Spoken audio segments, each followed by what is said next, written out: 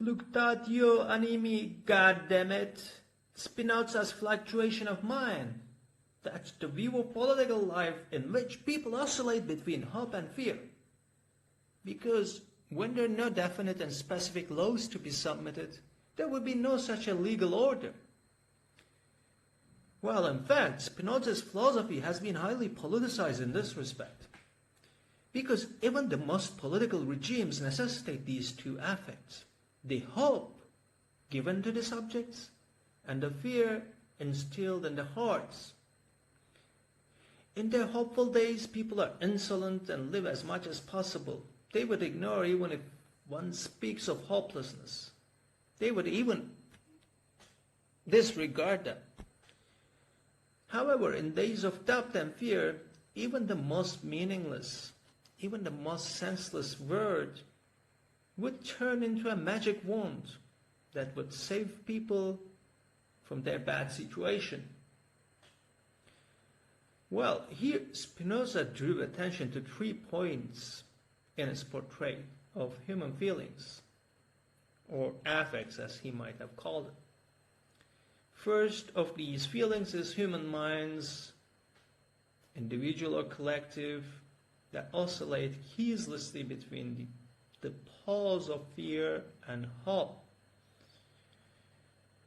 And then in the number 2 of these points about human feelings, Spinoza says that while humans are accustomed to attribute feelings and passions to individuals, such passions and feelings would be massive as well, even more real and more productive than individual passions.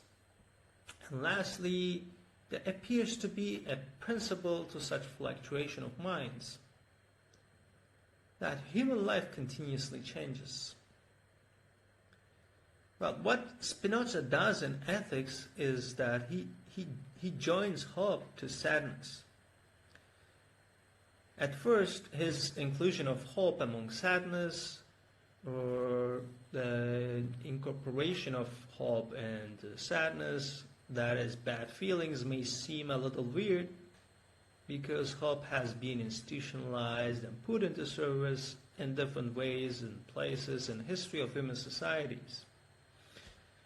Well, there is virtually no society in which traders of hope do not exist. These traders of hope include, but not limited to, priestly castes, media institutions in modern societies, and even opposition parties that all thrive by processing and using hope and fear. Religious life, messianism, and salvation doctrines, these all attempt to instill hope in people. When they do not do that, they would work by evoking feelings of hope and fear as well.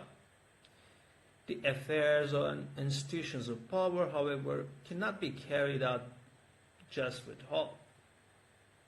Governments need a little bit of fear and intimidation to instill fear in people's mind. Since uncertainties about the future always lead to these two feelings of hope and fear, it becomes inevitable for people's expectations about their future to be reduced to these.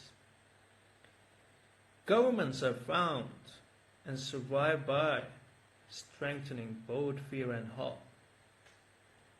They cannot do without fear and hope.